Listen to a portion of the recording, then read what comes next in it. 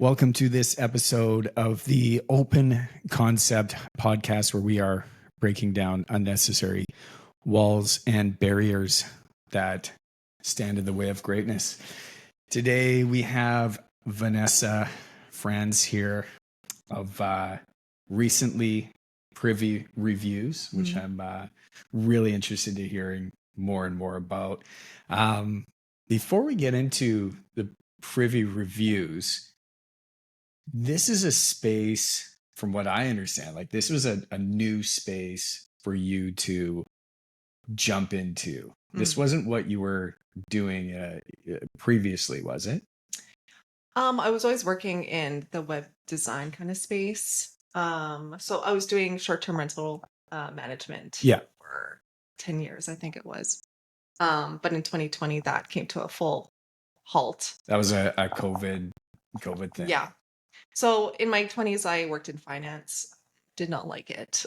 Worked my way up to being an assistant branch manager at the Royal Bank. Yeah. And there's no room to be creative, projects, experimenting, any of that. Yeah. And that's fundamentally who I am. So I quit that abruptly one day. I sent in an email and I said, I'm not coming in ever again. I was going through some stuff in my 20s and that was it. And I was just like, I got to figure out what I really want to do. And so I went back to school, went into coding, went into web design, which I really loved. I love building from scratch. There's just so much room to be creative in the project way. So always had that in the back burner. I would be building websites for family, friends, whoever referenced me, basically. But then I saw the opportunity of short-term management in Vancouver because it was just everyone needed a short-term manager for property. So I built my own website, got so many inbounds that I was just like, I can't take off all this work, but I'm going to do it. And it was just so lucrative that it just kind of became my full-time thing. And so I did that for years. 2020 came, and I still had web design clients, but they came to me and they're like, oh my gosh, my doors are closed because of COVID. I need a bigger presence online. What can you do to help me to market myself better online? And I said, okay, well, I don't have any more gas flying in to manage that. So yeah, I have all the time in the world right now. I was pregnant at the time. I'm going to help you. So we had to really work out, really helping them form a digital mark online. I went into hiring local influencers and creators to make content for them. For the short-term rentals? No, for my clients, my web design clients. Your web design So doing all their digital marketing that way. And so I quickly came to an issue when hiring influencers and creators. And I always thought, like, why isn't there a Yelp or a Google Reviews or a Trustpilot for content creators? Like, how could I really vet an influencer before I hire them? Like, reviews would be so telling. Yeah. Testimonials from past brand collaborations would be so telling. And so I thought, I'm going to look online and see if that even exists. And it didn't. And I thought, I'm going to build that. That's something I'm going to do. So yeah, just because when we met, you were managing doing the short-term rental. Yeah, here and there, but I was building at the same time. At the same time, yeah. So I mean, that's a definitely a bit of a term, but you've found a need. You looked in the market. You said, hey, there's really nothing out there like that, and like to me, it's a little tough to believe that it seems like there would be a need. I mean, influencer marketing has become huge over the last handful of years, especially, but not really having a place where somebody could go, somebody could use them and find reviews, like you said, to trust and vet. Like that wasn't a thing. Was it a thing? Was there anybody doing that? So that in you 2016, found, there was somebody who tried it. It was called Transparent Influence. Okay. And so he created it. He got up to like 2,000 reviews. He was then offered a co-founding position at another creator economy platform. And so he was like, I was done with the startup. I was done that whole life. I wanted something a little bit more lucrative. And so he's like, I shut it down. But we actually met And I asked straight out, I was like, is there still a need for that? Do you Yeah. think this is the right market? And he's like, absolutely. We need that so badly. So that really drove me to keep going. Be like, okay, if somebody's already built that, shut it down for whatever personal reasons, but says that there's still an opportunity, then I was like, okay, here we go. Yeah. Yeah. So why, just out of curiosity, Mhm. why was that the other business? Did he tell you why it was shut down? Was it just, was it a difficult business to run? Was it just a change of It was, priorities? well, it's always up to the team, isn't it? It's who you hire for development, right? So he was working with a developer, and it just became so cumbersome and difficult, and expensive at the end of the day, right? If you don't have a technical co-founder that can build you something for free and you can partner in it, Yeah. you have to outsource it. And the smallest little tweaks and before AI, of course, um, is very expensive. And so when you're bootstrapped and you're putting so much money into it and you're seeing very little return in the way of monetization, and he was offered a co-founding position at Superbam, which is a really big outfit. So he was like, okay, it was a no-brainer for him. Makes sense. Right? Yeah. So, yeah. When, so I know you mentioned you asked him, you said, is this still relevant? Mhm. Is this Does something it solve a that problem still? does it solve a Yeah, problem? because that's ultimately what you need to be doing in a startup. Does it solve an immediate problem? If not, you're not going to get your customers. Nobody's going to be interested. Nobody cares. When you started reaching out to influencers and building your client base, because that's essentially your client base is Yes. influencers And brands. Yes. When you started reaching out to them, did they share the same thought that this was a problem that was needed? Yes. Or did it take some convincing to be like, no, like we can do this? Or were they like, yeah, finally, this is something that we need. I really can get behind what you're doing. It really depends on the individual who you talk to. Yeah, totally. So- I can imagine. And so for talent managers, they're like, oh, I don't know if I want my talent to be reviewed because they probably wouldn't get good reviews. Yeah. And it's straight from the horse's mouth. Like I've Yeah. had that conversation. And so they're a little reluctant. But if you talk to a brand, they're just like, I'd love to read reviews. I would love to read legitimate reviews from other brands. Yeah. And then depending on the creator or influencer, some are like, hell yeah, review me. Like I know I have a great reputation. I know my audience or my past brand partnerships have been awesome.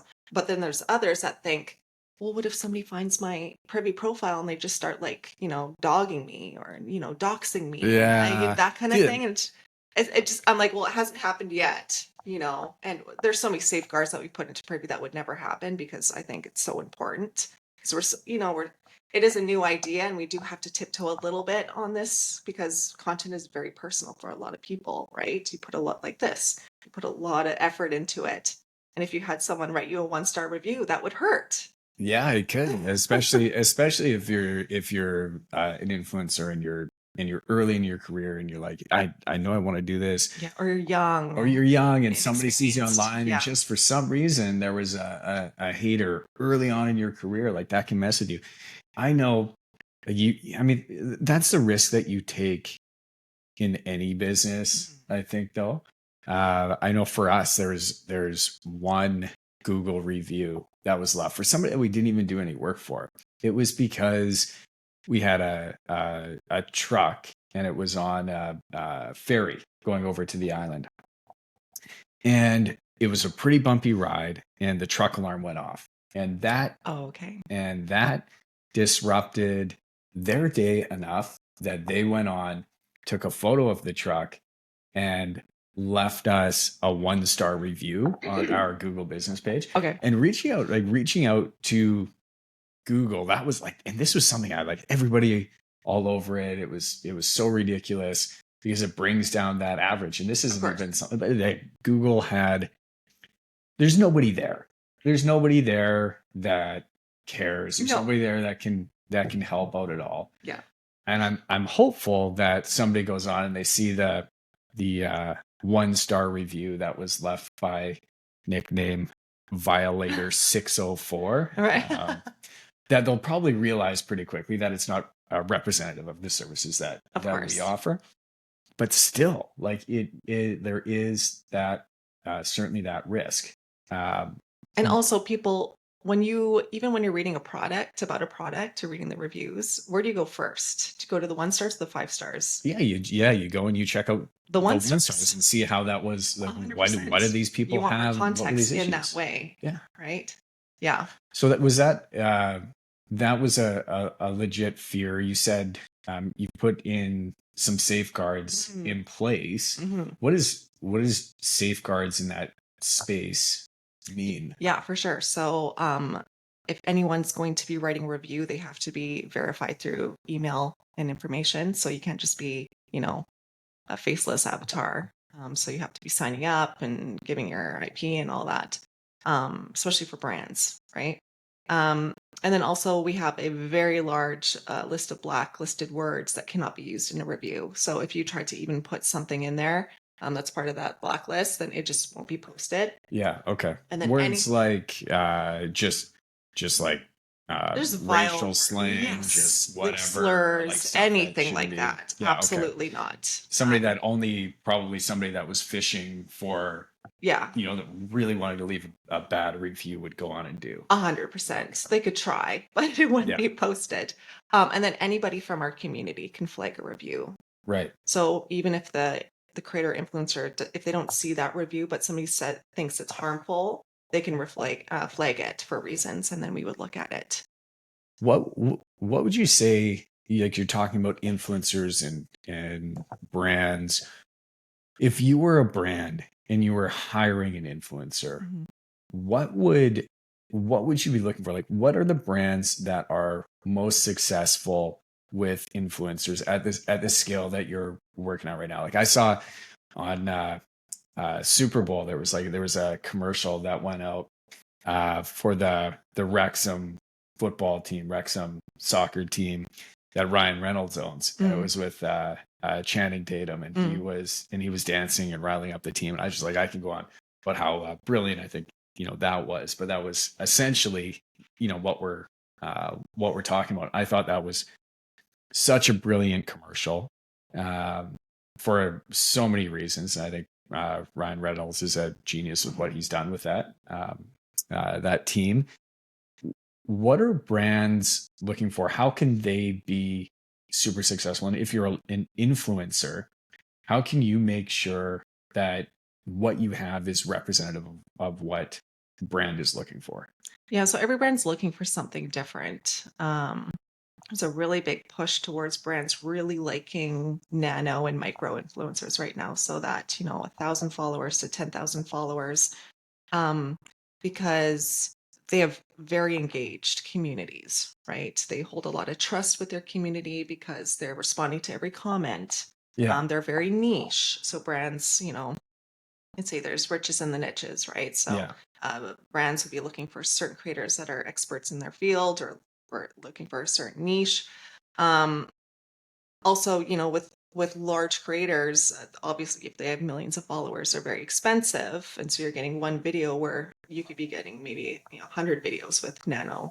Yeah. So it's a larger distribution, but also there's bigger risk of PR crisis with large influencers because there's a lot of eyes on them. Yeah. Or if you hire a bunch of smaller influencers, there's less eyes on them in that way of like there could be a really big upset with PR, Right. right? Then you're having to pull your advertisement because there's something coming down the pipeline. Yeah, there's a sex scandal that's gone on, and all of a sudden you're like, I don't know, like all of our money is tied up in this one person. Exactly. Yeah. Yeah. You hire a Kanye, and all of a sudden it's like No, Adidas is like, oh, what do we do oh now? my gosh, what a train wreck that is. But yeah, and that's the thing. Like, just because you have millions of followers doesn't mean you hold influence. Look at Kanye. He has 30 million, 40 million followers, but would a brand touch him? Absolutely not. He's added some rules to his over the years, but even like maybe even 5 years ago, right? Still no,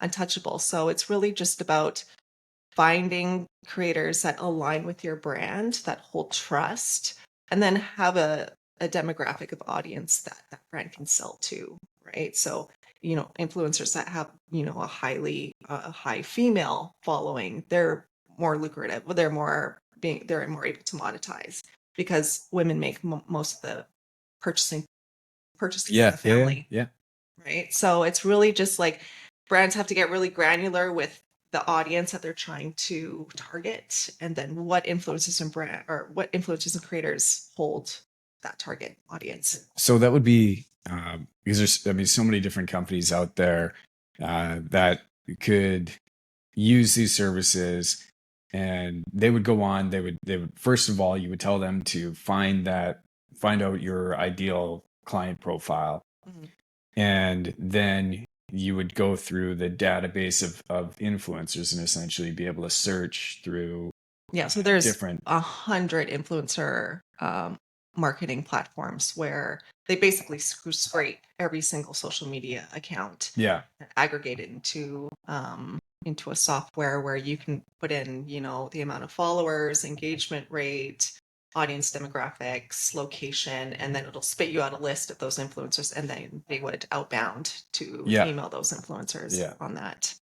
And then they would have just different price ranges for whatever. So that's all over the offer. board. It's like yeah. So influencers or creators with managers or agents, they charge a lot more, obviously, because there's a cut to them. But it's all over the board. Like for one influencer that could have 100,000 followers, they might charge $10,000 for 2 reels, where a creator has 1 million followers and only charges $4,000 for 2 reels. It's just all over. It's all over the board. How much of that emphasis is put on follower count, and how do you, like, I was looking at a profile. We have people that follow us all the time. It's kind of like you have 4 posts, but you have 65,000 followers. So that tells me either you have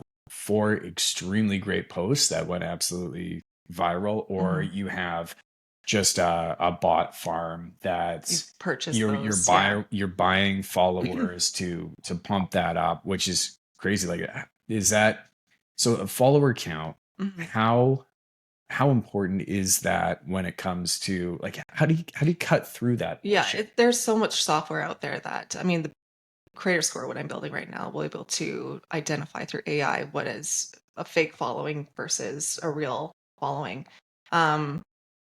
It's you have to look at views, right? So yes, follower count is important, the way that creator was able to get people to opt in to subscribe to their content. That's very important. Yeah. Right. But it's not as important as these days where it's views, right? So if you have, you could have 60,000 followers, but your reels or your TikToks are going to millions. That's eyes on your content. That's way more important.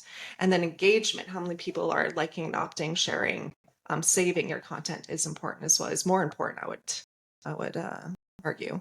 Yeah, I think the engagement as well. Like, there's just being able to respond back and building that. Like, if you were wanting to be an influencer and you wanted to build a career as an influencer, where would you tell them to start? Would you say, you know what, just start organically, just start communicating with your followers? Do you start just focusing on building a community? Do you focus on putting out content? And then to follow up with that, does the content that you put out, the quality of it, because that's a big barrier for people. They're like, I can turn my cell phone around, but I don't have the equipment. I don't have the camera guy. I don't have the editing software. I don't have the sound equipment. I don't have, a ton of money to spend right off the bat to make that happen. So how much of that is a barrier, and where would somebody start? Well, when we look at like some of the most viral videos online, I think the most liked video on TikTok was the one where somebody's taking a video of strawberries, chocolate covered strawberries. Millions and millions of likes. How much equipment did that take to make? It's like an iPhone 12, probably. Right? Like, it's not the quality of content, it's what you're saying, right?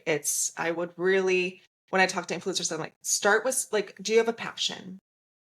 Is there something that you love? Talk about that. Because it's very easy to keep that going and remain consistent about something that you absolutely love. You can branch off once you get more comfortable making content. That is a huge skill, is to be able to lift your phone up and talk to it. Yeah. Yeah. Right? It's not natural. It becomes more natural, right? To become a storyteller takes years of practice. So I would fine tune storytelling, like Risa Tisa on TikTok, right? She literally just was in a car storytelling her relationship of That's her it. ex-husband. Look at her now. That's not high quality production. Yeah. She was passionate about it, so she could keep it going. Yeah. Yeah. But a 40 part series, right? It doesn't have to be high quality. You just have to start. And the quality and you just get better with time, like anything. Like you think about when I um, edit my videos, that used to take me so long. Now, snap, snap, snap, done. Yeah. Right? Like it's just habit. Just repetition. That's and, it. and it's the same thing. Like you turn your phone around, you talk to it, Yeah. you put it out there, and that's why things like, I think, stories are great, or Snapchat is great, is because like this stuff disappears, but it will show you. It will show you in that 24 hours you put out a video. You just it will show you something inside of you. It'll show you all of your insecurities. Mhm. And as soon as you can get past that, it'll show you like, man, yeah, I don't like the way that my hair looks in that video. Oh my God, I'm so cringe. Not that I have hair in particular, but I don't like the way that my voice sounds. I don't like the way that I put emphasis on that word or that saying, or like, shit. I was talking to a friend of mine, and it was so funny. I won't name names, but he well, his name's Nick, but it was and he's called me, and he posted these videos, and he's like, my wife, she keeps pointing out that all my videos, I don't blink. Oh. And sure enough, you look at all of these videos that he's putting out, and he's just staring there wide-eyed for a minute and a half straight without blinking. That's a great. And he's like, you're a freak. Yeah, that could be. But it's like these types of things where now, like, you start seeing this side of you, because putting yourself out there, exposing yourself, is to people that especially people that you know. It's easier to do with that strangers. with strangers, yes, because yes. you're like, I have less opinion. But like to people that have grown up with you, or people that know you, all of a sudden you're trying to do this, and you get, oh my God, they're trying to become an influencer. Yeah, you get that judgment. Yes. Right? Yeah. And so it's like, it is, but I find that people that are closest to you, or you've known for a long time, because they've known who you were, 4 years ago, 3 years ago, 2 years ago, whatever, seeing that growth is uncomfortable for some people. Yeah. Seeing that growth in you, seeing that growth in somebody else is difficult. It's difficult for friends. It's difficult for family. But yeah, like I see a lot of people, talk to a lot of people that would, in my opinion, make good creators and make influencers, but they just can't get past. It's a mind block. It's a mindset barrier as well, right? I always say that. What's I going to say? Opportunity doesn't knock on your door, right? If you're just in the shadows and you're like, oh, somebody's going to come find me, they'll come find. No one's coming, right? Yeah. You're advocating for yourself, and you're advocating that I have an opinion. I want to be heard. I have something to offer. That's making content. Yeah. Right. I always say, going back to like the cringe, and like it's so hard to like start making content, but at the beginning, no one's watching your content. This is the time to experiment and iterate. Thank God nobody's watching at first, right? Because oh my God, I watched my past content at the beginning. I was like, oh my God, thank God. Nobody was watching that. Like I think it's called the spotlight effect. People Yeah. think that they're in the spotlight. You're not Yeah. at all. You have to, nobody cares. Nobody's watching at first. Take the time to experiment, get better, and then slowly this will compound and more people will start watching.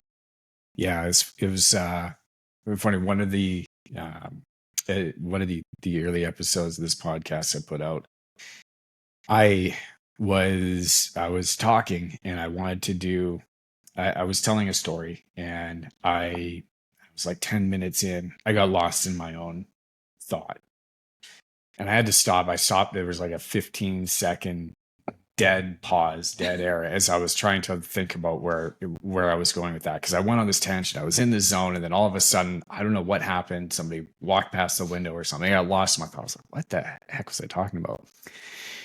And I was like, oh, I'll go back and edit that out.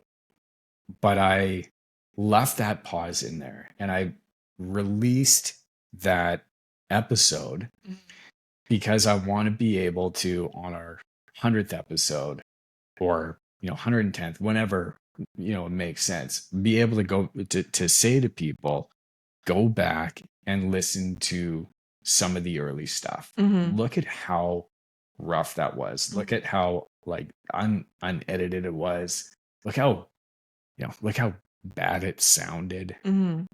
So I want to be able to see that and be able to document that. But also like pauses are human, right? It's very genuine, right? Everybody loses track. Everybody stops. What was I thinking? Oh my goodness. Right? Like some of the best storytellers have lots of pauses. Yeah. Right? Because they're kind of rethinking, well, how am I going to say this, right? So I don't know. But here's so I sent that episode to a group of friends of mine, like, hey, just kind of give me some feedback. Tell me what you think. And all of them were like, yeah, it could have been edited better. Do this. And like, I was, thankful for all of the feedback. Right. But it was like one of my friends who wrote me back. He was like, yeah, edit the last minute and a half there could have been edited. I'm going to rate that 2 out of 10. I was like, shit. All right, but like that stuff, I still released it though. Right? I still released it. I was like, I'm gonna do what I think needs to be done, and I release it, and we'll see what happens. But again, it's early on, and but it is. I know a lot of people that just will not be able to get behind that barrier of even turning that camera around, or it's difficult for some people to even have conversations in the mirror. And look at them. It is public speaking in a way. It is public speaking, right? Like some people are natural, very, very natural at it. Some people need coaches. Yeah, 100%. Well, it's funny with Kevin, my husband. He's had to become a content creator because he needs to obviously make content for physio clinic. Yeah. And he is not a social media girly. Yeah. At all. Yeah. Right. Like I think he has 60 followers on Instagram. Right. He doesn't like anything. He peruses it. That's it. Yeah. So he's just like, it's a whole mindset that I've really had to coach him and just like, you have to get over that because you need to market yourself. This is your baby. This is your clinic. So if you're not marketing it, who else is going to? Nobody, unless you want to pay an agency 10 grand a month to do it. Yeah. But there's so much, like, content is king. Period. So if you're not doing it, the physio clinic down the street's going to be doing it. And who's going to get the clients? Yeah. So that's been. Is there, are there, like, as an influencer, are there platforms specifically that people are really geared towards that they like better? Like I know for a long time there, TikTok was insane, and they've that's been the algorithm has changed a bit. We're not seeing those same kind of viral pops that we were seeing. Instagram still super strong, but in our area here, it seems to be that those couple of platforms, if it's B2B, LinkedIn is becoming more and more of a beast, more and more like what Facebook was. And Gary Vaynerchuk, I remember him, it was 2 years ago or something. He's like, if you're B2B, get on LinkedIn now, like hammer that, because it is and turning into what Facebook was in its early days. And I've been watching that closely and have been noticing that it has, like, LinkedIn itself has been changing from a platform of what it was to there's all sorts of different content that people are putting out right now that they just weren't putting out 2-3 years ago. Yeah, we have B2B influencers on there now. Yeah. That's brand new, right? We have there's like Creator Logic, or not Creator Logic, Creator Match, which is basically a B2B agency, Okay. right? Yeah. I don't know them, but yeah, amazing. Yes, people are monetizing. I was actually contracted to, I've had 5,300 followers on LinkedIn, which doesn't sound like a lot of followers, but it is on LinkedIn because that's your network. And B2B, LinkedIn is so powerful because everyone on there is already primed to buy. Right. They're C-suite. They're the people that are going to make the big decisions on what's going to happen in their brands and businesses and companies. And so if you have quite an extensive following on LinkedIn, it's worth so much more than a following on TikTok because it's bottom funnel, right? Where TikTok's top funnel. But it would really depend too, I think, on what you're trying to get out of your sale or whatever it is that you're. Yeah, it really depends. What's your offering? Depends who's your ICP, obviously. For me, obviously, I see a ton of just regular creators and influencers flocking to LinkedIn now, which is great. So not only am I talking to the brand side on LinkedIn, but I have the creators and influencers there now as well. So it's a great space to build authority and trust there as well. I actually was contacted by Archive, which is a social listening AI platform for brands in December, and they said, "Hey, how much can we pay you to make a video on LinkedIn?" Right. So even me, because I only talk about the influencer economy or the creator economy and influencer marketing on there. So for me to be contracted to become a monetized creator on LinkedIn was just so exciting. That's what it's turning into. Yeah, for sure. let me ask you have 2 young kids. You started this when you were pregnant with your second. Yeah. That's a lot. Like I have a young daughter and a second one on the way, actually. Oh, congratulations. Yeah, thank you very much. I know the amount of work that goes into running a business. I remember in the early days of when we started this business, I can't imagine doing that also with a couple of kids. Like, what would you, what was that like bootstrapping this business? You are pregnant with your second kid. You'll have COVID. That's a thing. And you're trying to grow this and start this second business or this third business at this point, right? So I'm a busybody. Like I always want to be building or experimenting or learning. Like for me, learning is, oh, you know what? Oh yeah, like I should probably, maybe I'm gonna learn TensorFlow now, right? Like you know what I mean? Like I don't watch movies. It doesn't interest me. I'll have it on in the back end or in the background just for noise. But like there's just so much out there. I feel like I know nothing. And so that troubles me.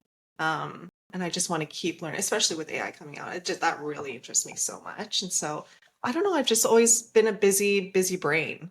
Sometimes scattered, sometimes not. But I always knew that I was gonna be something and I wanted to have a legacy for my children. And I just wanted to stand up on my own name and be proud of that name by the time I retire. So it's just finding something that I really love, which is the creator economy, and then building in that and networking. And it's just been, I don't know. It's just, growth hasn't been linear. It hasn't been perfect, but I've remained consistent. And you kind of sit back and you can kind of zoom out on, the last couple of years, and it's going up. So that's all you can ask for. Yeah. But Yeah, kids are fun. They're a lot of work, The obviously, and kids they are a have lot of their own work. activities, and that is a lot of time, but it's going to pay off, right? They're like little investments of, love, and you nurture them and you teach them everything, and it's been fun watching them grow, and I can't wait to see who they're going to become, and um, you know, uh see what they're going to do, and it's worth it at the end. I always said to Kevin, I never wanted to be like 65 years old and sitting at Christmas dinner and not having anybody come home. Yeah, yeah, yeah. I That's a could good never. point. You look in the future, right? And I always knew I wanted children. It was having the kids and raising them is the hardest part, right? But in 20 years it's going to be so worth it, and you're going to look back like, oh my, I'm so glad I did that, because at that time the presence is then, and that's what's going to matter. And I'm going to thank myself. Do you find do you find it difficult to run a business? You mentioned presence, but do you find it difficult to be present with your business and present with your kids? Mm. How do you divide that time? Because I know I've talked to, I was on a run this morning with a friend of mine, and she's got two young girls, and she started a business, and she's put that on the back burner, and she's uh, terrified, I think, of the time that she's going to be able to lose, and she just feels that she's not going to be able to put the time into the business that she needs to. So Hmm. she's put that on the back burner, Hmm. and I'm encouraging her to look through that. But what would you say to somebody, a younger mother, maybe is looking at starting a business? Maybe they have a couple of kids. Is it impossible to do? No, yeah, Is it impossible to raise kids, to love your kids, yeah. build a business? Like, how do you, I guess, balance your time? How do you find that? And what advice might you give I think somebody else? even today I fear falling behind, right? You look at and online's really bad for that, right? Because you're seeing, especially on LinkedIn, you're seeing everyone doing so well, and you're just like, oh man, like if I didn't have these two kids, I'd be so much farther ahead. Yeah, Right? yeah, Like yeah, that's yeah. a natural thought. You're like, I'm falling behind. Like, look at everybody else my age. Like they're doing these things. I can't do that. And so their doubt starts to creep in. Um, well, I would say that your growth don't look at that. It's so hard. Do not look at what other people are doing, because everyone's just showing their best face online. You don't know what's happening in the back end, right? Their lives could be falling apart too. So you just have to understand that your growth is going to be slower, but parents are very resourceful with their time, very resourceful, right? Like you can probably get something done so much quicker. Your productivity output is probably 10 times that of somebody without kids, because you understand, I got to get this done within this time before I have somebody coming home from school, or I need to drop them off at Taekwondo, Yeah. right? So it's not impossible at all. And don't compare yourself to what you see online. You are on your own journey, and the journey's the fun part, right? When you get there, you're like, oh, well, I'm here, right? But building is the best part. Yeah. And everyone's journey, regardless of having kids or not having kids, is completely different, right? Yeah, I love what you said there. Your productivity output, Mm, it changes. It accelerates. It accelerates at a, I found anyways, at a pretty rapid rate, because used to, more evenings were spent in the earlier days, building stuff. I would waste more time or do things that I thought were productive, right. that I know, looking back now, just weren't. But when there's that timeline on there, when you Hmm. have in my case, a 3.5-year-old at the time that we're recording this,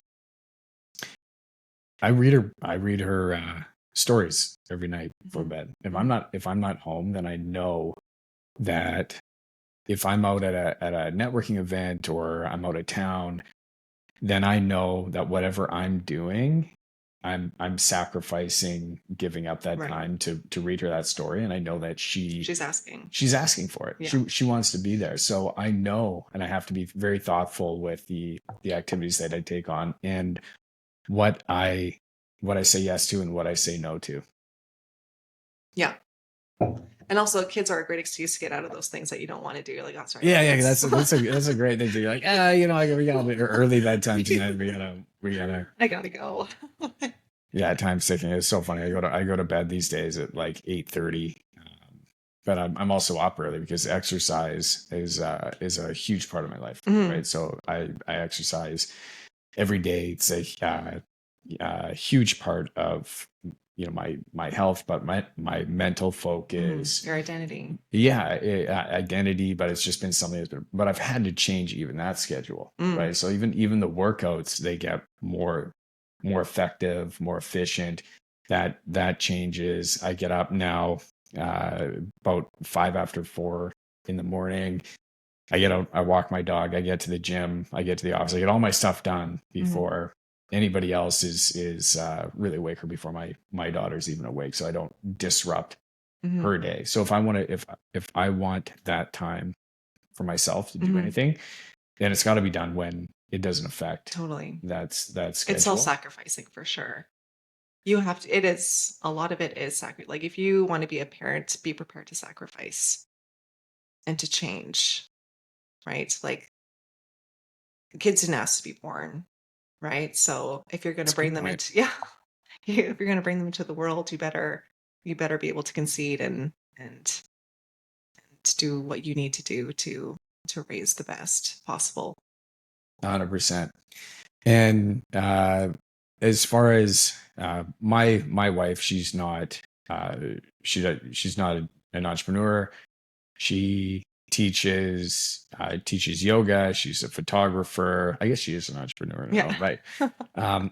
But in a sense where she wants to do everything herself. She doesn't want to build a team. Mhm. She doesn't want to do that. So some of the conversations that I have with her are um, they're different, and it just it comes from a bit of a different world that don't understand. Now, I know Kevin, your husband, Mhm. he's now becoming more and more. He's getting like a bit of a taste of what the entrepreneurial And having a lifestyle big looks like, team. and having a big team starts Yes. to look like. Yeah. So you're running your thing. Yeah.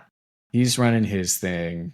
There's a bit of overlap there, but what does that look like on a relationship side when you guys are both trying to build your businesses Yeah. in a different space? How Yeah. does I think he's used to what I'm doing. I've done this for years, right? He's always kind of, oh, do what you need to do, whatever. But for me, seeing him like this is new for me, right? So seeing him in the spotlight of, having to have, certain conversations with staff members and having him coming home and offloading that to me is totally new. Also, him saying, you're the social media expert, him, and because I do that, he's almost like my boss in a way because I'm yeah contracted to do that as well. So that's kind of like a new situation there. But having two entrepreneurs in the household it's been fine so far. We take time to spend together, just us two, yeah without the kids. We have to. Many times we're two passing ships in the night, right? Like he gets home 8 o'clock, works out at night because that's when he has time to do it, straight on the computer till 1 a.m. in the morning doing that. And I'm on the computer working until about 10, and then I'll go to bed. Um, but like, I don't mind. Like, we both don't mind. We're not those people that it really depends. Like, what's your love language? If it's touch and words of affirmation, it's probably not going to work out. But if it's acts of service, yeah then it's fine. It really depends on the individuals yeah because it is, if you're grinding it out, you have to be able to grind it out together. yeah Yeah, without saying very much. Quality time is something It's that's a struggle. That's my wife's love love language. language. She Mhm. loves that. So with me, it's acts of service Okay. as what It's I've recognized. many men's is acts of service. Yeah, and I think so. It's like it feels good when you can contribute, Yes. and you do that. But yeah, with when it's quality time, and she's like, oh, I need you home and spend time here. I'm like, well, we can get a nanny. Like we could get an au pair. We can, we can do this. Like we can get a house manager. We should get, whatever. And she's like, that's not the point. All right. Yeah. I get it. I get it. I get it. But having to have that, those conversations and kind of um, work through some of those communication Yeah. patterns At is times hard because you can't buy more. Whereas if exactly. it was like get or gifts, Yeah. that's so much easier. Right? Yeah. You could Yeah. literally be at the office and send some flowers every single day if you needed to. That's actually, I'm gonna write that down just in case. Yeah. No, I don't. As an influencer, Mhm. if you are, we kind of talked about if you're a brand Yeah. and you're looking for an influencer, how are you going to do that? But if you are an influencer Mhm. or you're new to the space, you are looking for that brand deal because I don't know what the end goal is, but essentially like you want to make a career out of it. Yeah. You don't want to influence just for the sake of influencing. Mhm. You want to be able to monetize that. Mhm. You want to be able to build more and more opportunity for yourself. So if you were an influencer looking to connect with a brand specifically, Mhm. would you be going out and finding those brands and saying, "Hey, I want to work with you. Yeah. I want to do this. This is what I offer," or is that a faux pas? Do you want to let the brands come to you and put You content can out, or absolutely pitch to brands. I know a lot of UGC, user generated content creators, they have to pitch to brands because they don't have a large following. Many of them only have a couple hundred because they literally just contract themselves to make video content for brands. Um, most of the time, larger brands have an influencer marketing manager whose sole purpose is to find and send emails or outbounds to those influencers, inviting them to a campaign. yeah, Most of the time, it is, these things, these larger campaigns, they're not hiring people that pitch to them 99% of the time. They're looking for a very specific audience, yeah, aesthetic of content, because it is their brand reputation on the line. So, but if you smaller brands, like if you're new to the influencer space, and if you can create a media kit of like how many followers you have, your engagement rate, a couple pieces of a portfolio of what you can create for certain products, you can definitely send that over to smaller brands and see if they bite. as far as it, let's go back kind of what to one of my previous questions and what we were talking about the quality of it. And you mentioned something, do something that you can talk about and you can do or for a long period of time. How many people do you think is it pretty common that influencers they'll start putting out content, realize they hate it, burn out, think that it's not for them when Yeah. it's like maybe it was for them, but it was just uh the wrong take or Hmm. they were just looking at it the wrong way, Hmm. maybe talking about the wrong stuff. why Hmm. why would you say influencers get burned out? Or why would you say, speaking with the clientele that you deal with, Hmm. where would you say that most of them end up failing or really struggling? Is there a Yeah. pattern there that you Yes. that you recognize? I think people don't see the big picture of years. It takes years to be able to monetize an audience and hold trust and authority in a space, right? Like you look at Alex Ramosi, how many years has he been doing this? Yeah, I was listening to this podcast this morning. Right? Yeah, Like, I always go back to like, there's Gary Vayner, and there's like Philip DeFranco who's been doing this for 20 years, yeah, right? So you have to set up a program that is maintainable, right? Like you don't go to the gym. You're like, I'm going to start going to the gym. Yeah, I'm going to remain consistent. You don't go 6 hours a day, right? You start yeah, small and you have to, it's the long game. right? So it has to be sustainable. And if you're trying to, you know, reach out to 100 brands in the week and create all this content and write a newsletter and, you know, all this stuff, you're going to burn out. Anybody would. So start small and know that going viral is not the goal, right? Building a community, building something that is maintainable is the goal. Because you'll look back in 2 years and be like, look how much I've grown. It's hard to see growth in a small span of time. Mm-hmm. But when you zoom out, like I said, you see it. And so you have to, it has to be the long game. I see there too, back to, I mentioned the equipment and this is same thing with working out. Like people that I find fail at staying consistent with workouts or even starting are ones where it's like, I know I need to work out, but in order to do that, I need to find the right gym. I need to find the right equipment. I need to get the right running gear. I should get a personal trainer. I need to buy all new food for the fridge. I need to, get on the plan. I have to be feeling well. Yeah, I need to get in shape a little bit first before I go to the gym. So I'm going to start, you know what I mean? But there's so many barriers that I find people put on themselves, and really they're excuses at the end of the day. They're excuses, but they tend to validate them in their own mind, and I'm guilty of it as well. You kind of overcomplicate things that don't need to be procrastinate.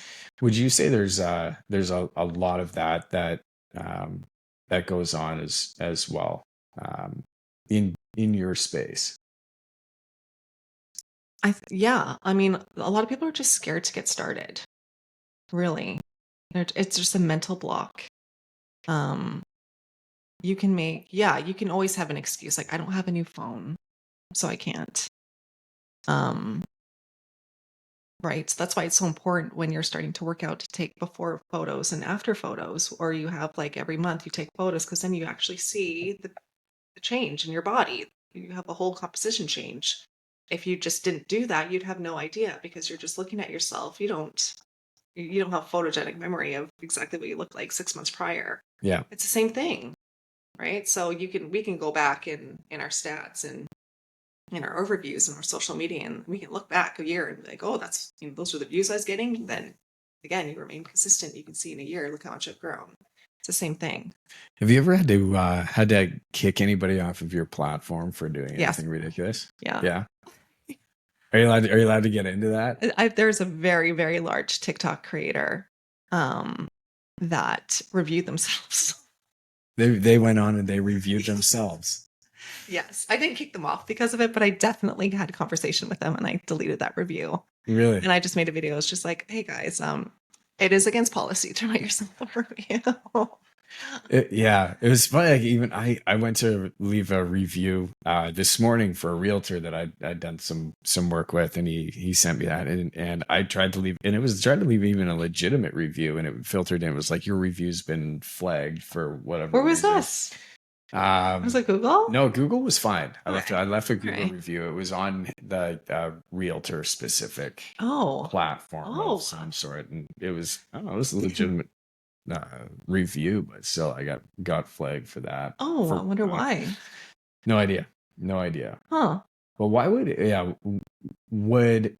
if there was an influencer on your platform, and I imagine you probably, like, is there a limit to the types of content that people are putting out? Like, if you had an OnlyFans creator that wanted to come on, like that platform. That's so funny, because we just had an OnlyFans creator sign up and had reviews. Yeah. But they're respectful reviews. Yeah. And at the end of the day, they're making content. Yeah. Like, as long as it's safe for work on the platform, right? Because at the end of the day, OnlyFans is paywalled. Yeah. Right. And so for a lot of people, they want to know, hey, is it worth subscribing to this creator's content? I can't see it. You can see a couple, I guess, maybe trailers or whatever. But is it worth paying the $5.99 a month? And that's where reviews would be really beneficial for people to know. Yeah, 100%. Because traditionally, I mean, they're going to be on Instagram or wherever. Yeah, they're all exactly. Right? They're on TikTok. They're top of funnel leading to OnlyFans, on Instagram. Yeah. They're still content creators. Yeah. Yeah. And would you kick anybody off of a platform for any reason? You said there's for language, for reviews or whatever, but would there be like Where's the line? has there been anyway, like kind of where's the line of all of a sudden, like even as or does that line just get drawn for themselves? Right. Because at some point people are gonna call them out. Is this like just open platform, or is there I mean, it is an open forum. Yeah. Right. And your opinion matters, right? And there's a lot of it's subjective as well. Obviously, our blacklisted words will catch anything that's vulgar. But if you're literally like, this was the worst content I've ever seen in my life, that is your opinion. That matters. Right? You do have to sign up, and you are using your email address to let people know that. But if you want to put that out into the atmosphere, then for sure. Heck yeah. You mentioned AI a couple of times as well. There was a story, I think it was a few years ago, that went out, and John, he's I think being prosecuted currently for like he created some AI AI personalities, recorded AI music, put this out, collected royalties. I think he collected 10, 20 million, something like that. I'd have to fact check that. Wow. But Yeah. like 10, 20 million in royalties, and is now being prosecuted for that.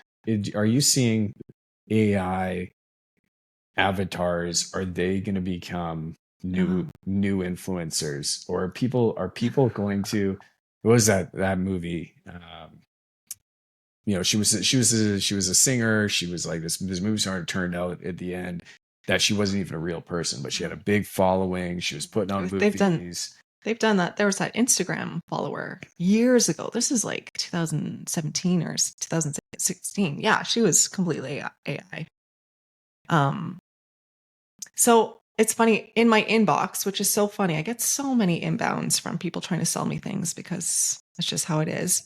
And there's so many platforms that are like, or people selling AI avatars and saying, hey, we could cut down your advertising costs by 90%. You just have avatars talking about Privy. And I'm like, for me, I'm like, I call myself a content advocate, a creator advocate, right? It's like, I want creators to be able to monetize and build a successful personal brand. And why would I then hire or have an avatar think about Privy when I can literally reach out to my user base and say, hey, can anybody make a video for Privy, and I'll pay you, which I just did like a week ago. Yeah. So I mean, right now there are ways for people to license themselves, their voice, their image. Totally, yeah.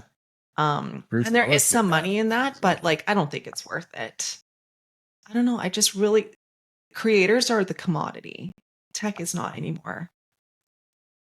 The barrier of tech, we have AI, like Cursor I use now to create code and to write code. It is so amazing, right? Like, it can read my code base and pick out the bugs, no problem. Yeah.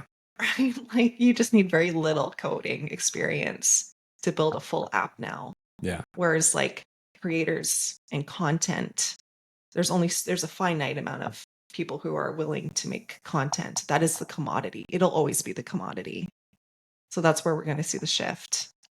Yeah, I find too, I know even on my my Instagram feed or on like the explore page, you see images and like there's all sorts of AI that are popping up, and you see an image of a beautiful woman, and you're like, you click on that, you're like, I wonder, just like, I've never seen that person before. I have no idea who that person is. And there's a small little thing that says like AI generated. AI generated. Yeah. But they have, you look at that and there's like, again, 30, 40,000 people following this one AI generated character. Yeah. So Meta is experimenting with AI influencers and creators you can DM them and you can have a full-on conversation with them. they take on whole personas, like a mother of two, is an Yeah. entrepreneur and that kind of thing you can have. So are people open to it because it's not a real person and there's not going to be real judgment associated with maybe a very, open and vulnerable conversation? Maybe there's obviously a need. There is a target. Not everyone can afford to go see a therapist, Yeah. right? Or have we become that lonely and isolated as people, right? Yeah. Which Yeah. is very telling as well. Yeah. Is there, I mean, you mentioned it. Do you think there is like somebody's got to do a really great job of an influencer that, they're this avatar, they're creating crazy videos, they're, playing on, different, whatever it is, uh, AI soccer teams. Like, can there be a whole ecosystem of brand following, uh just like, massive, I guess, at scale? Do you think um AI generated avatars, images, in your opinion, could that have the same kind of influence at scale as like uh a Messi, who is like, I think, the number one follow human being on earth Hmm. on Instagram, or any of the top actual human people? Do you think that AI and any ecosystem, what you're seeing in the industry, do you think that that could take over human beings at all? No, No. no way. No. There's something so special about human interaction and connecting human wise that AI could never understand the nuance of that ever. Really, AI is just an expensive aggregator. That's all it is, right? It learns off human content and assets. We've created that. AI didn't, Yeah. right? So it's so limited, right? They can never be sentiment or sentient. Yeah. Um, so I think it's fun right now because it's new, right? I think it's going to get old really quick. Yeah, you think And you think at some point people yeah, are just like, gonna get burnt out with all oh, the it's just like, the oh, now bots there's and this and that? well, everyone's afraid of the internet going dark and it's just a bunch of AI talking to itself, Yeah. right? That's a real fear. Losing the internet. Going back to the Stone Ages, the Dark Yeah, Ages. I mean, like, I'm visualizing here two people having a podcast, but what I'm talking about isn't, I mean, it's real, but I'm an avatar, you're an Yeah. avatar. Cool. We have That a already exists on podcast together. Google. Yeah, I'm sure it does. I haven't seen it yet. I don't spend a ton of time on Google. I should probably check it out. But to have those types of conversations, but the scary thing is, you can't help but think that there would also be some sort of narrative that would be driven there, like some sort of outcome. So if you're a company and you're building a podcast Mhm. with two people, Mhm. both AI generated, having a conversation around something, there the the thought of that, like, there would end up being some motivational thing. At the end of it, it's like you're slowly pushing this algorithm, you're engaging listeners, but you're really just trying to, get them to buy a vaccine of some sort, Mhm. or a drug of some Mhm. sort. But you can really the AI can work that algorithm, really pick up different listeners, Mhm. following counts. Like, is that, I don't know, that's kind of where my head goes. And it's a Mhm. scary place to go. Yeah, and you think that they can have that kind of influence? For sure.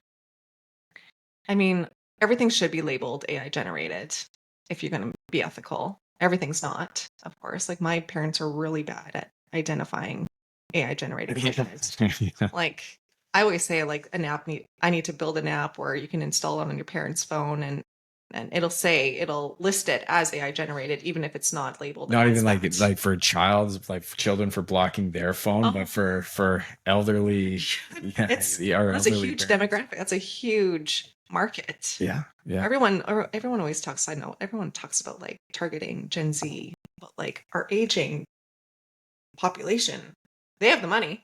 yeah, Making kids through that, right?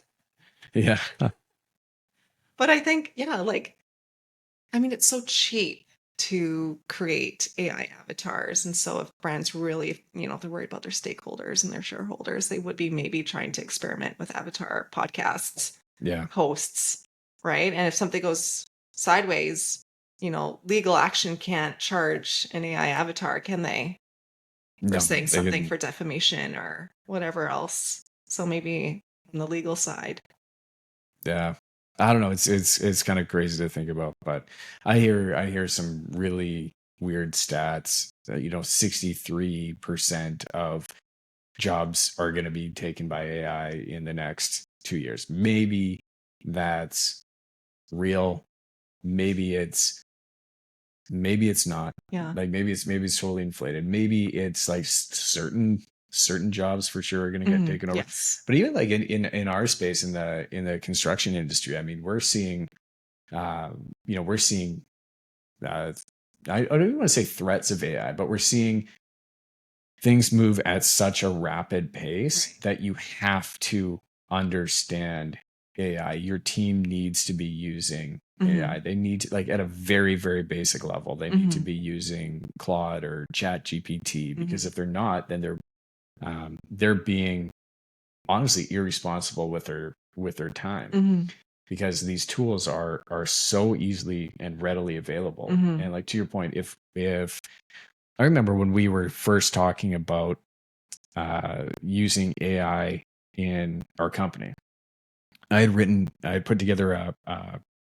an operating procedure and a framework on how to use AI and how to use Chat GPT when it first came out. And I ran the team through that, and they were all fairly impressed by the framework that I put together. And I was like, oh, and by the way, this entire lesson plan, this entire framework that I put together was entirely built by Yeah. ChatGPT. So that's like, this is the like this is Output. the power, and this is what you can use it for. And then there was some pushback, because there was the integration part that some people just really don't believe that AI should be a part of it. They stand for whatever it is that they stand for, but the reality is like, it's here. It can be our friend. It can do incredible things. It's going to help write code. It's going to misplace or displace a few jobs for sure. For sure. It'll Um, change the landscape of jobs. Your job will definitely morph into something different. You have to be very open to understanding AI and get, if you have some extra time, like, get comfortable with it, because you can put it on your resume, because employees will be looking, or employers will be looking for that. But if you're, I find like in your industry, AI will never replace labor. Labor will be. it's starting. Oh, really? We're seeing a lot of 3D printed houses, and Right. down in But I mean, like, AI is never going to build a house physically. it's they're building houses now. Like, they're building they're 3D printing and building. There was an entire neighborhood down in Phoenix. It was the first neighborhood. There was like 210 freestanding houses. They were ranchers, single story homes that were entirely 3D printed. Wow. So like, that was huge. Kind of ugly for sure. Right. They were cheap, Right. but they haven't got it. Like, that's sort of where we're seeing that start.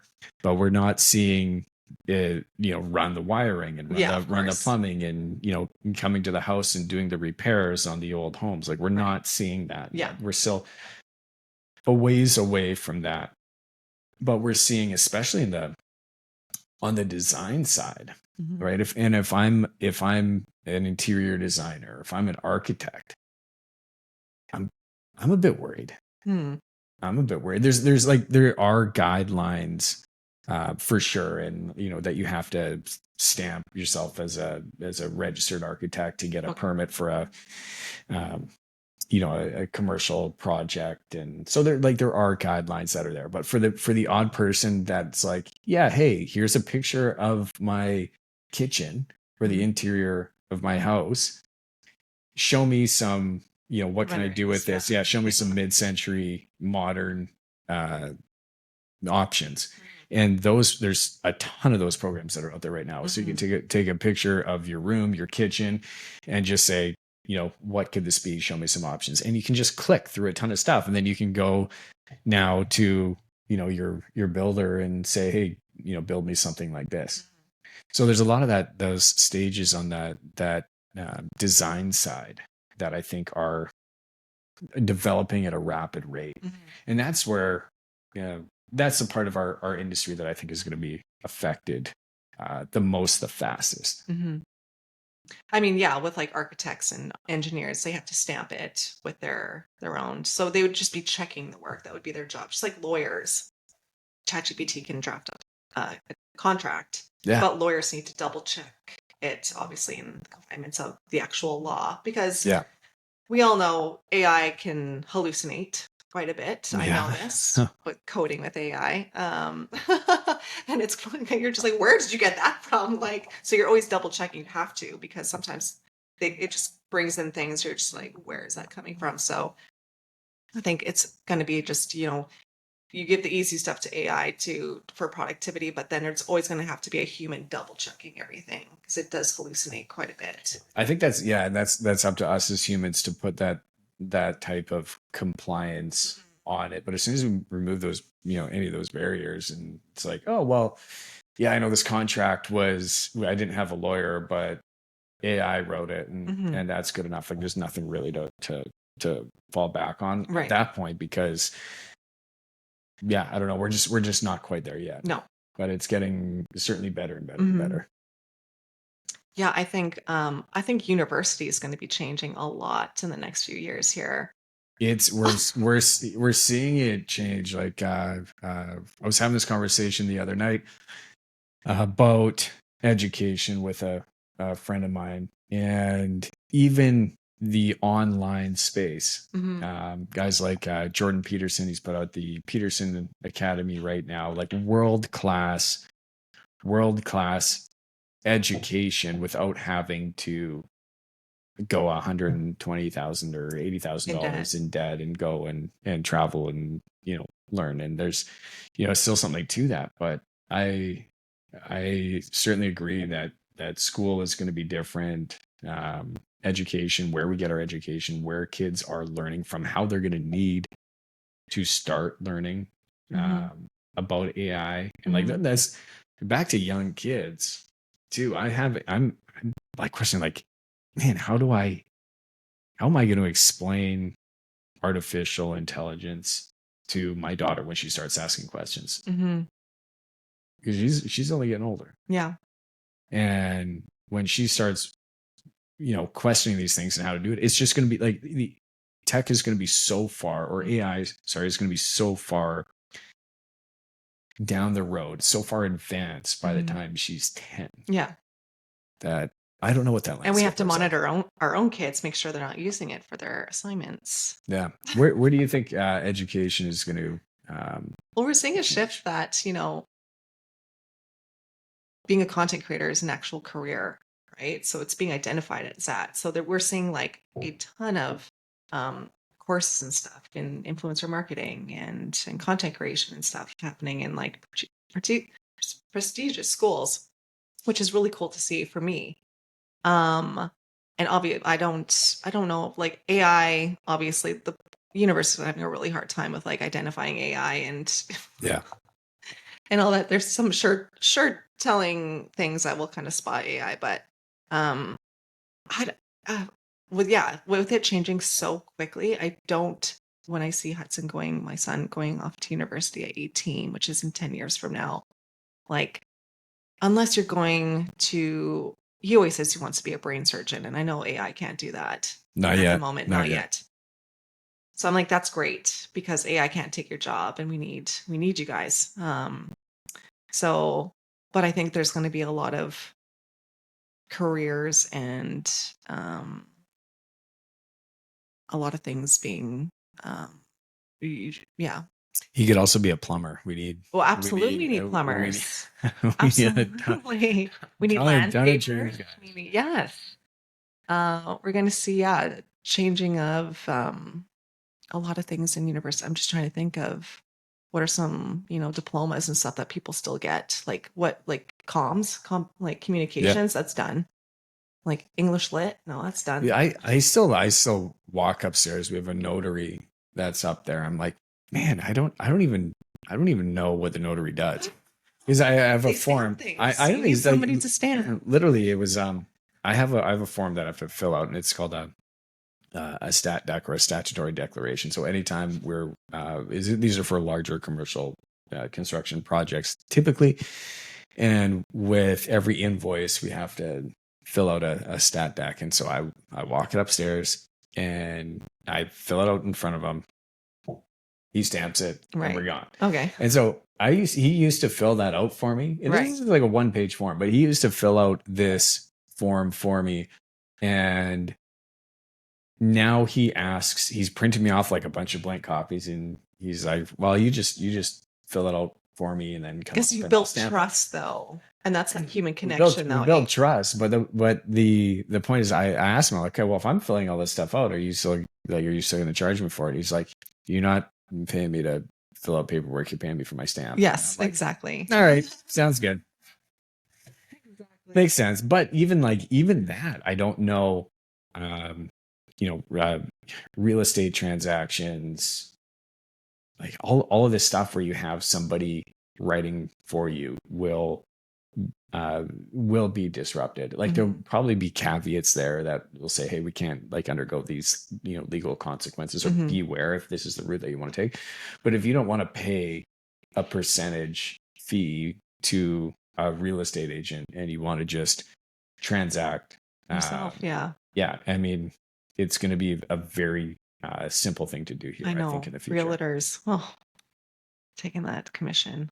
I know, and I have a lot of friends that are realtors, and I love realtors, and they work hard, and Yeah. They'll have to go into AI automation. That's really big right now too. If For you sure. can learn how to AI automate, because again, there's a huge demographic. There's a huge market of, yeah, people are in their, 40s, 60s, 50s, 60s that they have no idea how to automate, but that's a huge skill because they would love to automate a lot of things, whether that be an email list or, website, whatever they need to do, emails, their funnel, whatever it is, and they have no time for that, but they could hire somebody to do that. That's a huge skill.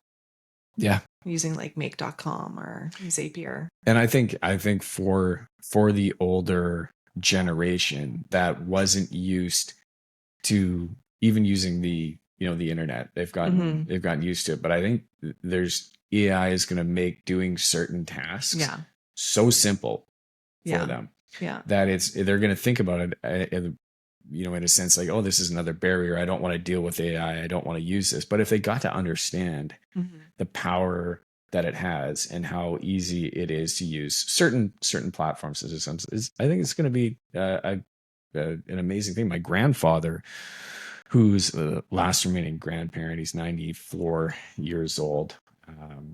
He's very tech savvy, and he uses chat GPT and different platforms all day long, and he loves it for all things. Like, show me a recipe, show me a recipe. It's natural language, right? You prompt, it's not, brackets and ones and zeros. It's natural language to prompt. C++ coding. Yeah. It's so, so anybody can learn it easily.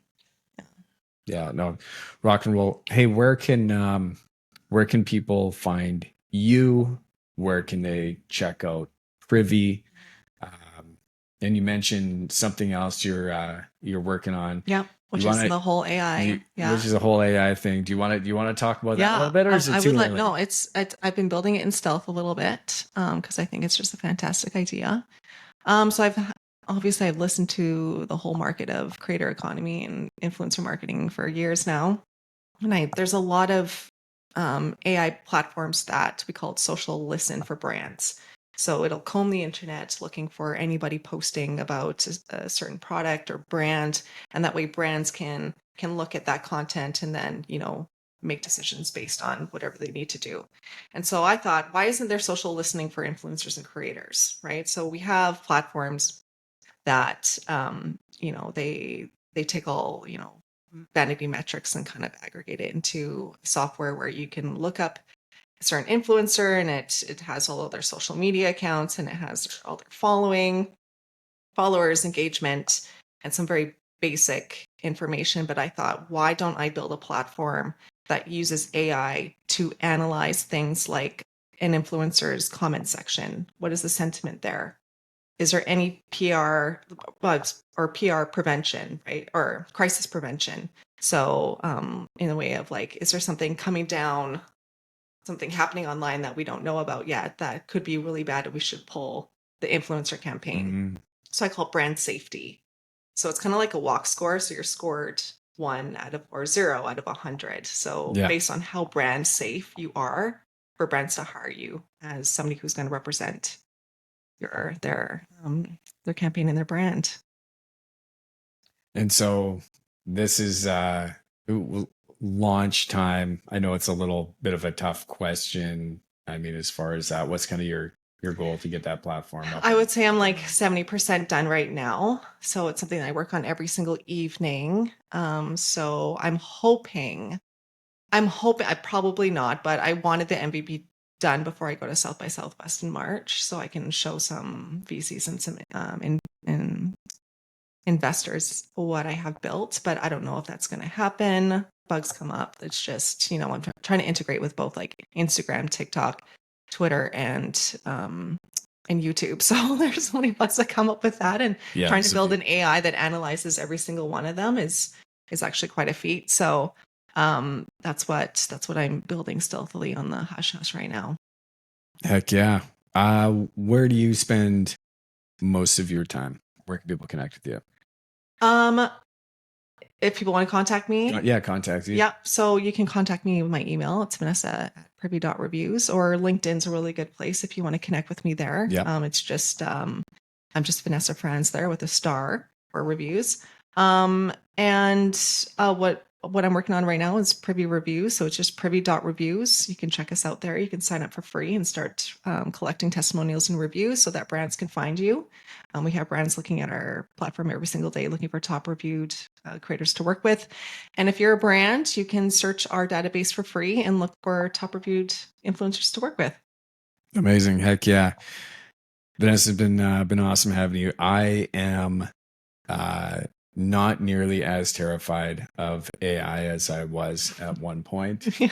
And I would like to encourage everybody to turn that phone around, take a video of yourself, release it into the world for 24 hours and just get comfortable with that. Do you have any final messages you'd like to leave anybody?